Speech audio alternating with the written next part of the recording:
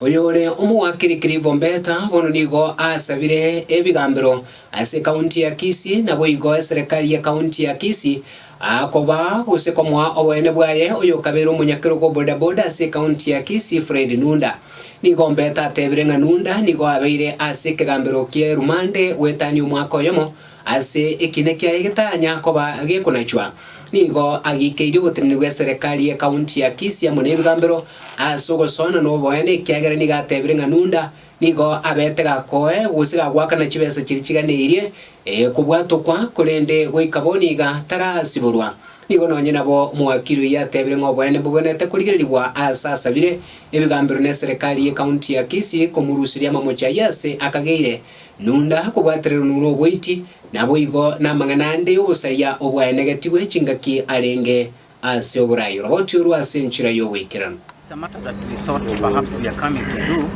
and finalize. Fred Nunda has been treated probably very unfairly. Totally unfairly. Not only by the county and its leadership, but with the court as well. When the court comes and tells you that they'll consolidate the matter because they are saving time and costs and resources, whose constitutional right are we talking about? Because it's not the constitutional right of the court. We are talking about the constitutional right of the accused person.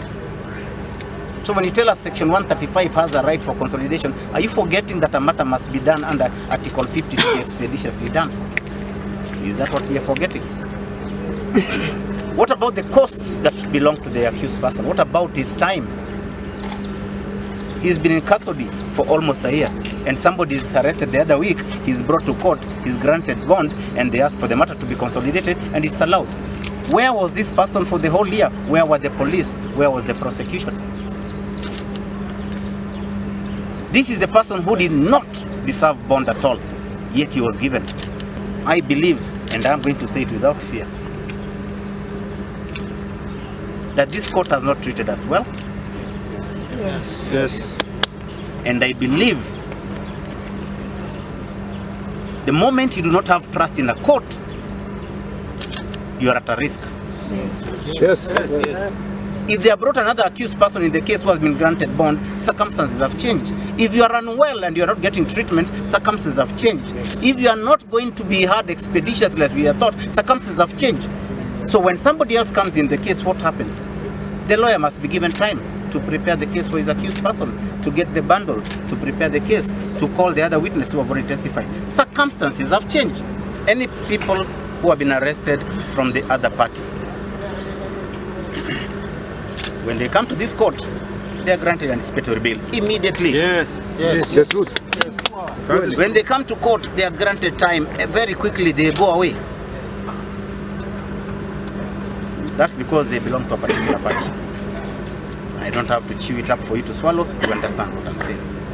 But if you are from UDA, in a county that is run by a different party, then you are what you call an endangered species. Sure. So what happens to you? You must be punished to suffer as an example. So everybody is running helter-skelter. You have examples of people who have been beaten, and I've spoken to them today, and I've seen them. They have been beaten, they have been broken up, their houses have been burnt. Why? Because you supported the government of the day. Yes. But our government of the day is a shy government. They make noise in platforms and talk so big, and they say that UDA shall be protected. But when we come to court, they do not even whisper. Yes. The truth. They do not even whisper. I have seen my people who we have sat together and campaigned together here, who have been beaten. But our party said nothing about it. Waziri Aisha Jumwa nigo abereka gotogia hegetambukiro gya serikali ya kaunti ya Kilifi gutugutera ro butumeki we ryogo limanyekene